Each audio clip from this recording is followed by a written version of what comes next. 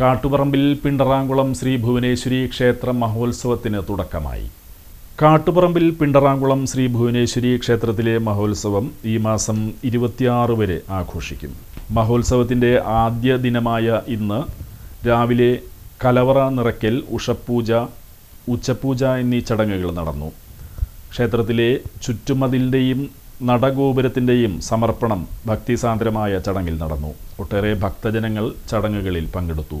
ക്ഷേത്രം തന്ത്രി കൊടുങ്ങല്ലൂർ ബാബു ശാന്തി, മേൽശാന്തി പൂതോട്ട് സഞ്ജയൻ ശാന്തി, ഉത്സവാഘോഷ കമ്മിറ്റി കൺവീനർ KA തിലകൻ, ക്ഷേത്രം ഭാരവാഹികളായ president KS Suresh, secretary KV Yatheendran, ഖജാൻജി KA Unnikrishnan, vice president KK Manoj, joint secretary Ambili Pradeep Kumar തുടങ്ങിയവർ ചടങ്ങുകൾക്ക് നേതൃത്വം നൽകി.